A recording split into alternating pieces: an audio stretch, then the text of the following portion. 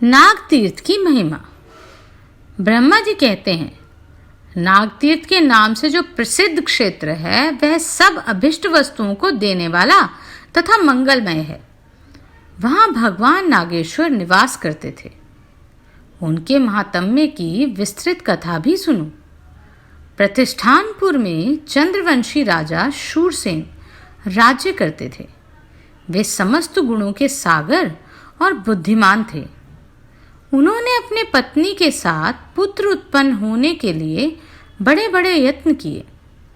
दीर्घकाल के पश्चात उन्हें एक पुत्र हुआ, किंतु वह भयानक आकार वाला सर्प था।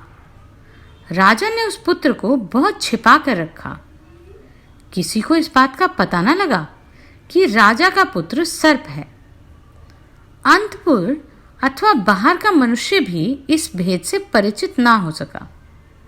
माता पिता के सिवा धाय, अमात्य और पुरोहित भी यह बात नहीं जानते थे। उस भयंकर सर्प को देखकर पत्नी सहित राजा को प्रतिदिन बड़ा संताप होता। वे सोचते, सर्प पुत्र की अपेक्षा तो पुत्रहीन रहना ही अच्छा था। वह था तो बहुत बड़ा सर्प, किंतु बातें मनुष्यों की सी करता था। उसने पिता से कहा, मेरा चूड़ाकरण, उपनयन और वेदाध्ययन संस्कार कराइए। द्विज, जब तक वेद का अध्ययन नहीं करता तब तक शूद्र के समान रहता है। पुत्र की यह बात सुनकर शूरसेन बहुत दुखी हुए। उन्होंने किसी ब्राह्मण को बुलाकर उसके संस्कार आदि कराए। वेदाध्ययन समाप्त करके सर्प ने अपने पिता से कहा, नृपश्रेष्ठ, मेरा विवाह कर दीजिए। मुझे स्त्री प्राप्त करने की इच्छा हो रही है। मेरा विश्वास है ऐसा किए बिना आपका कोई भी कार्य सिद्ध ना हो सकेगा।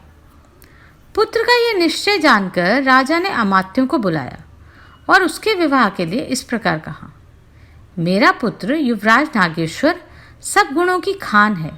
वह बुद्धिमान, शूर, दुर्जय तथा शत्रुओं को संताप देने वाला है। उसका विवाह करना है। मैं बूढ़ा हुआ, अब पुत्र को राज्य का भार सौंपकर निश्चिंत होना चाहता हूँ। आप लोग मेरे हित साधन में तत्पर हो, उसके विवाह के लिए प्रयत्न करें। राजा की बातें सुनकर अमात्यगण हाथ जोड़कर बोले, महाराज, आपके पुत्र सब गुणों में श्रेष्ठ हैं और आप भी सर्वत्र विख्यात हैं। फिर आपके पुत्र का विवाह करने के लिए क्या मंत्रणा करनी चाहिए और किस बात की चिंता है? अमात्यों के यो कहने पर नृपश्रेष्ठ शूरसेन कुछ गंभीर हो गए। वे उन अमात्यों को यह बताना नहीं चाहते थे कि उनका बेटा सर्प है, तथा वे भी इस बात से अपरिचित ही थे।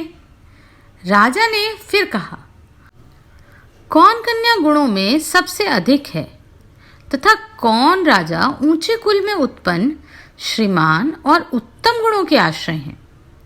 राजा का यह कथन सुनकर अमात्यों में से एक परम बुद्धिमान पुरुष, जो महाराज के संकेत को समझने वाले थे, उनका विचार जानकर बोले, महाराज, पूर्व देश में विजय नाम के एक राजा हैं। उनके पास घोड़े, हाथी और रत्नों की गिनती नहीं है। महाराज विजय के 8 पुत्र हैं जो बड़े धनुर्धर हैं। उनकी बहन भोगवती साक्षात लक्ष्मी के समान है। राजन, वह आपके पुत्र के लिए सुयोग्य पत्नी होंगी। बूढ़े अमात्य की बात सुनकर राजा ने उत्तर दिया, राजा विजय की वह कन्या मेरे पुत्र के लिए कैसे प्राप्त हो सकती है? बूढ़े अमात्य ने कहा, महाराज, आपके मन में जो बात है मैं उसे समझ गया। अब आप मुझे कार्य सिद्धि के लिए जाने की आज्ञा दें। महाराज शूरसेन ने भूषण, वस्त्र तथा मधुर वाणी से बूढ़े मंत्री का सत्कार करके उन्हें बहुत बड़ी सेना के साथ भेजा। वे पूर्व देश में जाकर महाराज विजय से मिले और नाना प्रकार के वचनों तथा नीति जनित उपायों से राजा को संतुष्ट किया। मंत्री ने राजकुमारी भोगवती और युवराज नागराज का विवाह तय किया। राजा विजय ने कन्या देना स्वीकार कर लिया। बूढ़े मंत्री लौट आए और शूरसेन से उन्होंने विवाह निश्चित होने का सब वृतांत सुना दिया। तदनंतर बहुत समय व्यतीत हो जाने पर वृद्ध मंत्री अन्य सब सचिवों के साथ लेकर सहसा राजा विजय के यहाँ पहुंचे और इस प्रकार बोले, राजन, महाराज शूरसेन के राजकुमार नाग बड़े ही बुद्धिमान और गुणों के समृद्ध हैं। वे स्वयं यहाँ आना नहीं चाहते। क्षत्रियों के विवाह अनेक प्रकार से होते हैं, अतः ये विवाह शास्त्रों द्वारा हो जाए तो अच्छा है।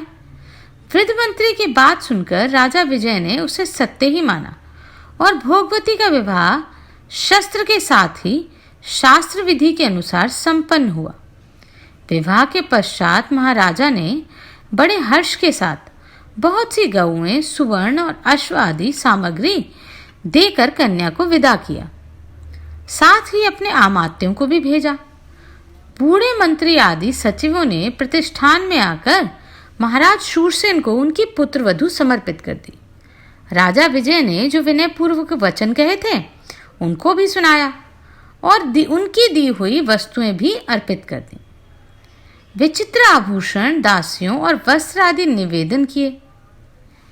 इन सब कार्यों को संपादन करके वे लोग कृतकृत्य हो गए। राजकुमारी भोगवती के साथ जो विजय के आमात्य पधारे थे उनका महाराज शूरसेन ने बड़े सम्मान के साथ स्वागत सत्कार किया, जिससे सुनकर राजा विजय को प्रसन्नता हुई। ऐसा बर्ताव करके सबको विदा किया गया। राजा विजय की कन्या रूपवती थी। वह सुंदरी सदा अपने सास ससुर की सेवा में संलग्न रहती थी। भोगवती का पति अत्यंत भीषण महानाग रत्नों से सुशोभित एकांत गृह में सुगंधित पुष्पों से बिछी हुई सुखद शैया पर आराम करता था। उसने अपने माता पिता से बार बार कहा, मेरी पत्नी राजकुमारी मेरे समीप क्यों नहीं आती? पुत्र की यह बात सुनकर उनकी माता ने धाय से कहा, तुम भोगवती से जाकर कहो, तुम्हारा पति एक सर्प है, देखो इस पर क्या कहती है। बहुत अच्छा कहकर धाय भोगवती के पास गई और एकांत में विनीत भाव से बोली, कल्याणी, मैं तुम्हारे पति को जानती हूँ, वे देवता हैं, किंतु यह बात किसी पर प्रकट न करना, वे मनुष्य नहीं सर्प के रूप में हैं। धाय की बात सुनकर भोगवती ने कहा, मनुष्य कन्या को सामान्यतः मनुष्य ही पति मिला करते हैं।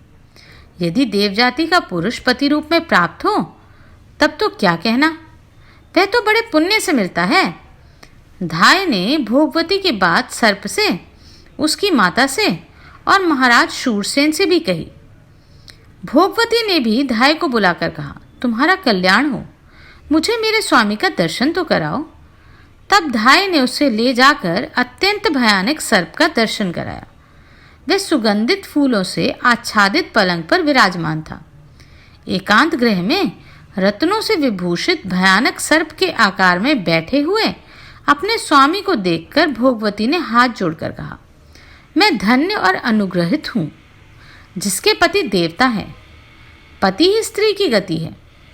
यह सुनकर नाग को बड़ी प्रसन्नता हुई। उसने हंसकर कहा, सुंदरी, मैं तुम्हारी भक्ति से संतुष्ट हूँ, बोलो तुम्हें क्या अभिष्ट वरदान दूं? तुम्हारे अनुग्रह से मेरे संपूर्ण स्मरण शक्ति जाग उठी है।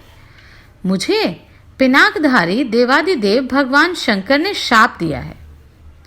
शेषनाग का पुत्र महाबलवान नाग जो भयंकर शंकर के हाथ का कंकण बना रहता था, वही मैं तुम्हारा पति हूँ और तुम भी वही पूर्व जन्म की मेरी पत्नी भोगवती हो।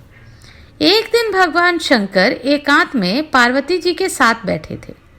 वहां पार्वती जी ने एक बात कही, जिसे सुनकर भगवान शिव ठट्ठा कर हंस पड़े। उस समय मुझे भी हंसी आ गई। इससे कुपित होकर भगवान ने मुझे यह शाप दिया, तू मनुष्य योनि में सर्प रूप से जन्म लेकर ज्ञानी होगा। कल्याणी, यह शाप सुनकर तुमने और मैंने भी भगवान को प्रसन्न करने की चेष्टा की। तब उन्होंने कहा, जब तुम गौतमी के तट पर मेरा पूजन कराओगे और मैं तुम्हारे अंतकरण में ज्ञान का आधान करूंगा, उसी समय तुम भोगवती के प्रसाद से शाप मुक्त हो जाओगे। इसलिए मुझ पर यह संकट आया है। अब तुम गौतमी के तट पर ले चलो और मेरे साथ ही भगवान की पूजा करो। इससे मेरा शाप छूट जाएगा और हम दोनों पुनः भगवान शिव का सानिध्य प्राप्त करेंगे। कष्ट में पड़े हुए समस्त प्राणियों के लिए सदा भगवान शिव ही परम गति है। पति की यह बात सुनकर भोगवती उन्हें साथ ले गौतमी के तट पर गई। वहां गौतमी में स्नान करके उसने शिव का पूजन किया। इससे प्रसन्न होकर भगवान ने उस सर्प को दिव्य रूप प्रदान किया। तब वे अपने माता पिता से पूछकर शिवलोक में जाने को उद्यत हुए।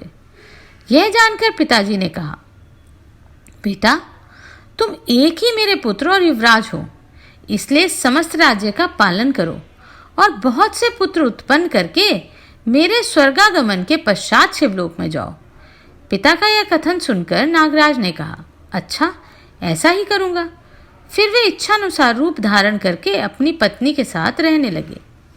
पिता, माता और पुत्रों के साथ उन्होंने उस विशाल राज्य का उपभोग किया और जब पिता स्वर्गलोक में चले गए तब अपने पुत्रों को राज्य पर बिठाकर वे पत्नी और अमात्य आदि के साथ शिवपुर में गए। तब से वह तीर्थ नागतीर्थ के नाम से विख्यात हुआ। वहां भोगवती के द्वारा स्थापित भगवान नागेश्वर निवास करते हैं। उस तीर्थ में किया हुआ स्नान और दान सब तीर्थों का फल देने वाला है।